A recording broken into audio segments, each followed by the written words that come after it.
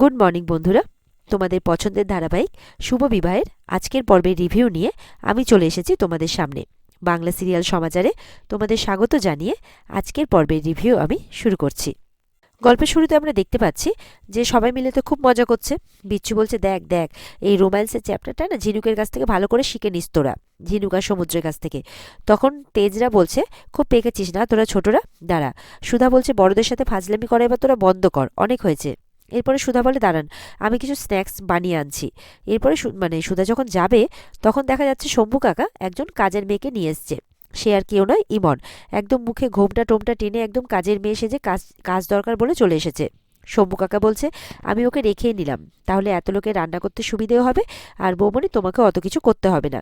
তেজ বলে, এটা আপনি একদম ভালো কাজ করেছেন, কারণ এই ফাঁকে তাহলে সুধাকে কোনো কিছু করতে হবে না। আর সুধাকে বলছে, আপনিও তাহলে আমাকে সময় দেওয়ার অনেক সময় পেয়ে যাবেন।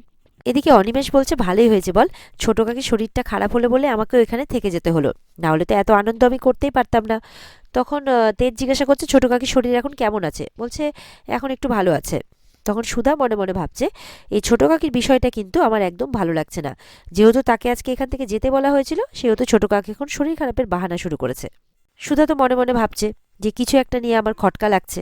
এদিকে তো ঠান্ডার মধ্যে সবাই বাইরে মানে আনন্দ করছে। তেজ আর সুধা সবাইকে ভেতরে নিয়ে যায়, যে বাইরে অনেকটা ঠান্ডা, সবার ঠান্ডা লেগে যাবে, ভেতরে চলো। তখন সবাই মিলে ভেতরে চলে যায়। এদিকে ইমন আর কাতলা মিলে প্ল্যান করছে যে একদম সুধা জ্বলে পুড়ে যাবে, মানে সুধাকে জ্বলিয়ে পুড়িয়ে মারার একটা প্ল্যান করছে, যে প্ল্যানটা তাদেরকে তাড়াতাড়ি সেরে ফেলতে হবে, না হলে অনেকটা দেরি হয়ে যাবে। আর এদিকে দেখা যাচ্ছে জ্যোৎস্না ইন্সপেক্টর আশুতোষের সাথে বসে আলোচনা করছে।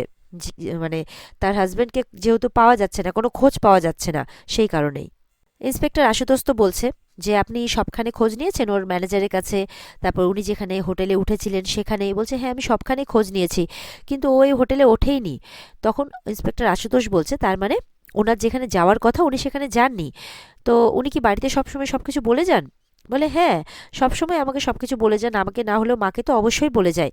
তো আর তাছাড়া উনি ওরকম মানুষ নন যে আমাকে মিথ্যে কথা বলে চলে যাবেন। এদিকে ইমন কিন্তু শরবতের গ্লাস নিয়ে এসছে সবার জন্যে, আর তার মধ্যে একটা গ্লাসে ড্রিঙ্কও মিশিয়ে দেয়। এবার দিতে গেছে সবাইকে। চিরকুট কি করছে, খুব বাছাবাছি করছে, না এটা খাবো না, ওটা ওটা খাবো না সেটা, এই বলে গ্লাসগুলো তো উল্টোপাল্টা করে দিয়েছে। এবার মনে মনে ভাবছে ইমন, এবার আমি কি করে বুঝি যে এর মধ্যে সুধার গ্লাস কোনটা? এবার তো সবাইকে গ্লাস দিয়ে ফেলেছে। আর মনে মনে ভাবছে যে আহ, দেখা যাক এবার, সুধা আমার শরবতের গ্লাস পাল্টেছিলে না, এবার দেখো তোমার কেমন লাগে। কিন্তু বিষয়টা দেখার যে আদৌ কি সেই গ্লাসটা সুধার হাতে গেছে নাকি অন্য কারো হাতে। মনে মনে বলছে, আজকে তোমার সব কিছু শেষ, আজকে তোমার সব জারিজুরি শেষ হবে, তোমার সবটা ঘেটে যাবে আজকে। আর কাতলা তোমাকে ভ্যাটের গাড়িতে বসিয়ে সেই জঙ্গলে ছেড়ে দিয়ে আসবে, তারপর তো ব্যাস যা হওয়ার। বলে হাসছে, আর মানে এরকমটা ভেবে যাচ্ছে আর কি মনে মনে। বলছে যে ঈশ্বরীতলা জঙ্গলে নাকি সুধাকে নিয়ে যাবে কাতলা, আর সুধার জায়গায় থাকবে নাকি ইমন। কত সহজভাবে ভেবে নিচ্ছে সবকিছু। ওদিকে দেখা যাচ্ছে চিরকুট কিন্তু সমানে ইমনের দিকে তাকিয়ে আছে। চিরকুট বলছে, আরে বাস, তোমার কাছে এরকম এত দামি ফোন, তাও আবার লিটিল বেবির মতো। এই দাঁড়াও, কোথাও যাবে না তুমি, এই সবাই দেখো সবাই দেখো, এর কাছে একদম লিটিল বেবির মতো ফোন। ইমন তো কিছুতেই দেখাবে না, চুপ করে দাঁড়িয়ে গেছে। এবার ঝিনুক আর সুধা তো অবাক হয়ে তাকিয়ে আছে লিটিল বেবি মানে ইমনের দিকে আর কি, যে আর কি কাজের মেয়ে সেজে আছে। এদিকে ইন্সপেক্টর আশুতোষ জ্যোৎস্নাকে বলছে যে, আচ্ছা আপনার হাজবেন্ড উজ্জ্বল কোনো অন্যরকম কাজের সাথে জড়িয়ে পড়েনি তো?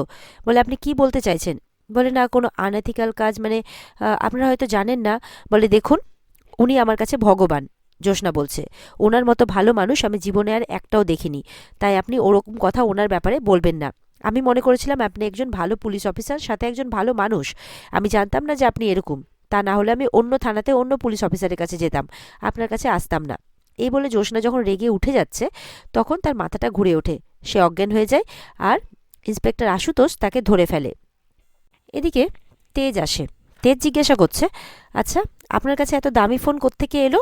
তখন তো চুপ করে থাকে ইমন, কি বলবে। বলে, আপনার কাছে তো আপনার মা থাকে, তাছাড়া তো নাকি আপনার কেউ নেই, তাহলে এত দামি ফোন আপনার কোত্থেকে এলো? বলছে, হ্যাঁ স্যারজি, আসলে আমার কাছে এত দামি ফোন কোথার থেকে আসবে।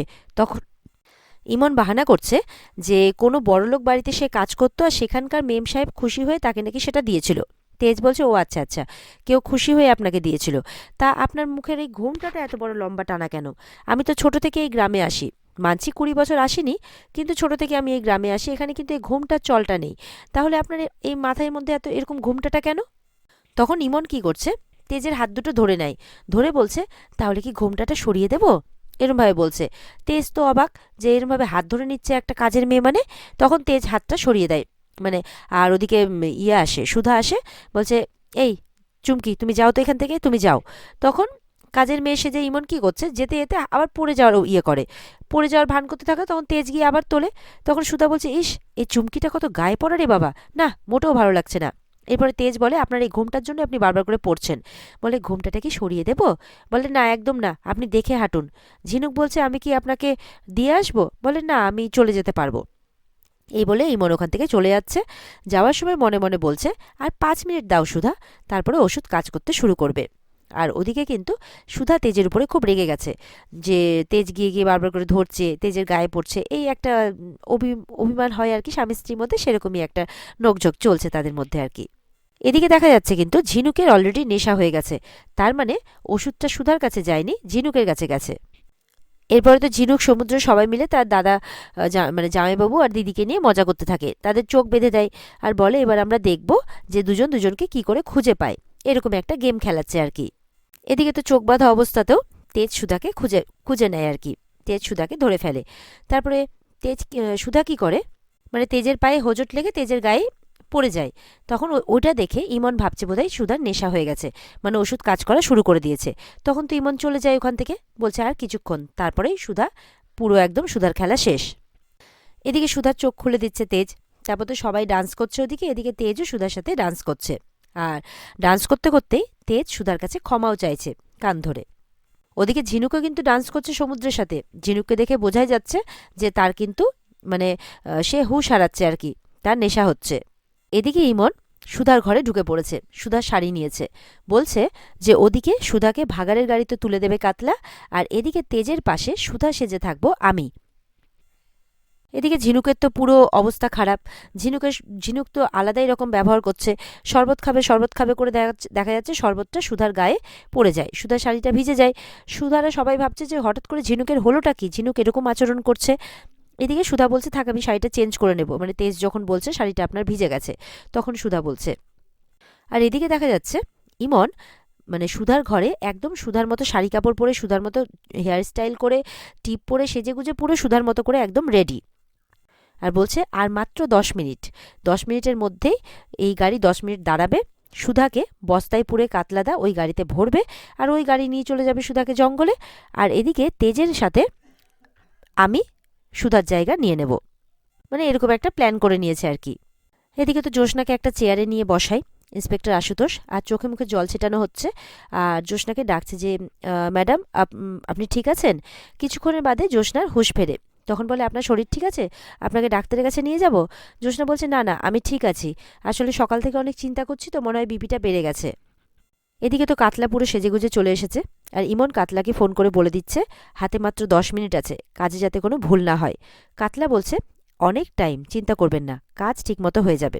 আর এদিকে সুধা কিন্তু ঝিনুকের ব্যবহারে অবাক হচ্ছে। বলছে যে, ঝিনুকের ব্যবহার দেখে তো আমার অন্যরকম লাগছে। তাহলে কি এখানে ক্ষতি করার জন্যে, মানে আমাদের সকলের ক্ষতি করার জন্যে আরও কেউ উপস্থিত আছে? এই ভাবতে ভাবতেই সুধা কিন্তু চেঞ্জ করতে চলে যায়। কাতলা তো মনে মনে বলছে, সুধাকে এমন জায়গায় ফেলে আসবো যে কেউ খুঁজে পাবে না। এদিকে কিন্তু আর সুধাকে দেখতে পাচ্ছে না, যে সুধা কোথায় গেল। বলছে, মনে হয় ঘরে ঢুকে গেছে। এবার দেখা যাক কাতলা কাকে নিয়ে যায়, কেননা ইমনও তো সুধার ঘরে ঢুকে সুধার মতোই সেজে আছে। এদিকে ইন্সপেক্টর আশুতোষ জ্যোৎস্নাকে বলছে, আপনি আপনার হাজব্যান্ডকে খুব ভালোবাসেন তাই তো? বলে, না বাসাটাই স্বাভাবিক, আসলে আমি আপনাকে তখন অনেকগুলো প্রশ্ন করেছি, আপনাকে অনেকটা হার্ট করেছি, আমাকে ক্ষমা করে দেবেন। আসলে আমাদের কিছু প্রোটোকল আছে যেটা আমাদেরকে মেনে চলতে হয়, তাই আমি প্রশ্নগুলো আপনাকে করেছি। তবে আপনি চিন্তা করবেন না, আমি আজকে এক্ষুনি বেরোচ্ছি, পুরো নদিয়াটা আমি তল্লাশি করে দেখছি, চিন্তা করবেন না। তখন জ্যোৎস্নাও যাওয়ার জন্য জেদ করে, বলে, এই অবস্থায় আপনার যাওয়াটা ঠিক হবে না। জ্যোৎস্না বলছে, দেখুন, আমার গর্ভে যে সন্তান আছে সে আমার দুর্বলতা নয়, আমার শক্তি, আমার সাহস, আমার কিচ্ছু হবে না, আমাকে নিয়ে চলুন। তখন ইন্সপেক্টর গাড়িটা বের করতে বলে। এদিকে কাতলা কিন্তু সুধার ঘর অবধি পৌঁছে গেছে। দেখছে ওই তো সুধা রেডি হচ্ছে, পেছন থেকে দেখেছে আদৌ সেটা সুধা তো নাকি ইমন। এবার তো বলছে, অনেক না, তেজকে বিয়ে করে আমাকে ছেড়ে তেজকে বিয়ে করে আমাকে ঠকানো, আমাকে অনেক জ্বালানো, এবার দেখো কেমন লাগে। দিয়ে তো একদম পেছন থেকে মুখ বন্ধ করে অজ্ঞান করে দেয় সুধা ভেবে। আদৌ সে সুধা নাকি ভগবানই জানে। পড়েও যায় সে অজ্ঞান হয়ে। তারপর তাকে বস্তায় পুড়েও নেওয়া হয়। পুড়ে নিয়ে এবার কাতলা নিয়ে যাচ্ছে নোংরার গাড়িতে ফেলবে বলে।